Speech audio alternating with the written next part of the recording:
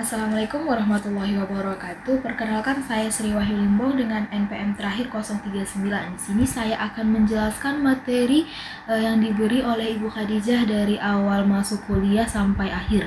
Langsung saja ke pembahasan, yaitu bagaimana kondisi hukum agraria pada masa penjajahan Belanda. Nah, di Indonesia sangat tidak menguntungkan rakyat pribumi karena apa? Tanah di Indonesia dikuasai oleh pemerintah kolonial dan perusahaan asing. Begitu juga dengan rakyatnya, rakyat disuruh kerja paksa dengan sistem eksploitatif. Kejadian ini mengakibatkan penyimpangan sosial, kemiskinan, perlawanan rakyat terhadap kolonialisme. Kejadian ini terjadi sampai masa kemerdekaan dan ini menjadi salah satu dasar perjuangan reforma agraria di Indonesia. Nah, selanjutnya, apa sih tujuan dibentuknya Undang-Undang Pokok Agraria? Nah, yang pertama untuk menghapus sistem kolonial yang hanya menguntungkan perusahaan asing dan juga tuan tanah besar. Selanjutnya itu melaksanakan reforma agraria untuk menata kepemilikan tanah agar lebih adil. Yang selanjutnya itu menjamin tanah untuk kesejahteraan rakyat dan mencegah terjadinya monopoli tanah. Yang selanjutnya itu menyatukan hukum agraria nasional yang berbasis hukum adat demi kepentingan nasional. Nah, yang berikutnya mendukung pembangunan nasional dengan pemanfaatan tanah yang adil dan berkelanjutan. Nah, selanjutnya itu hak bangsa. Hak bangsa adalah penguasaan atas tanah yang tertinggi di Indonesia. Hak ini mencakup seluruh tanah Indonesia, tanah yang bersama dan juga bersifat individu. Selanjutnya itu hak penguasaan negara, yaitu penguasaan kewenangan negara untuk mengatur dan mengelola sumber daya alam seperti tanah, air, dan juga luar angkasa. Selanjutnya itu ada hak ulayat.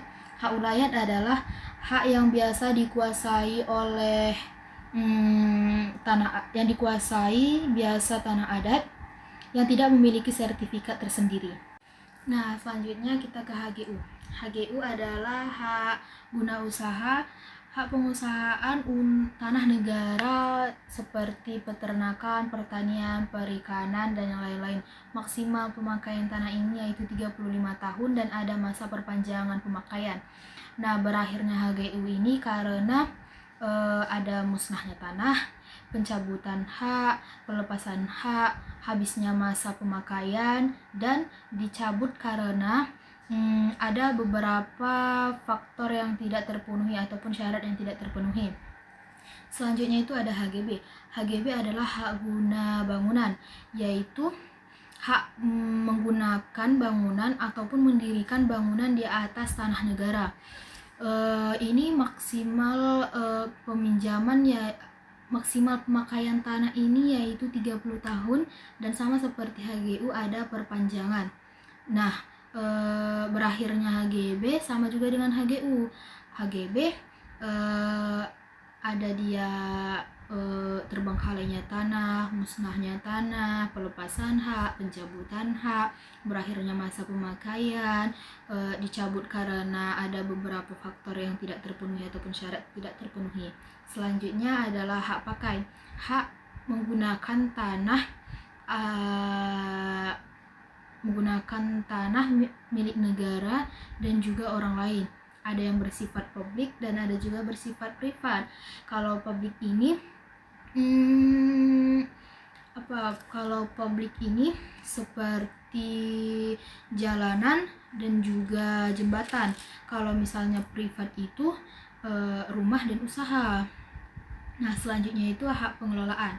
Hak pengelolaan adalah badan pemerintah atau BUMN untuk mengelola tanah negara dan memberikan izin pemakaian ke pihak lain. Selanjutnya ke PT Matahari atas HGB.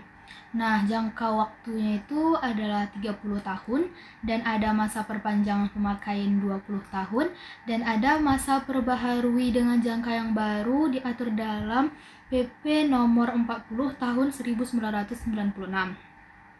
Nah, kewajiban jika menutupi akses di tanah yang lain, yaitu wajib mendirikan jalan yang layak menurut pasal 671 KUH Perdata dan pasal 6 Undang-Undang Pokok Agraria, fungsi sosial tanah. Nah, selanjutnya, apakah HGB bisa dijadikan jaminan ke bank? Jawabannya ya, bisa dijadikan jaminan utang dengan hak tanggungan menurut Undang-Undang Nomor 4 Tahun 1996. Selanjutnya, hak dan kewajiban PT Matahari atas HGB, yaitu haknya mendirikan bangunan, memanfaatkan tanah, mengalihkan atau menjaminkan HGB. Nah, kalau kewajibannya itu membayar pajak, tanah memanfaatkan tanah atas sesuai izin, dan juga ajukan perpanjangan. Selanjutnya, apa sih konsekuensi jika HGB berakhir? Yang pertama itu tanah kembali ke negara.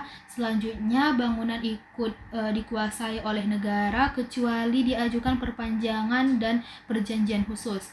Selanjutnya itu ajukan perpanjangan, konversi ke hak milik, dan juga jual bangunan.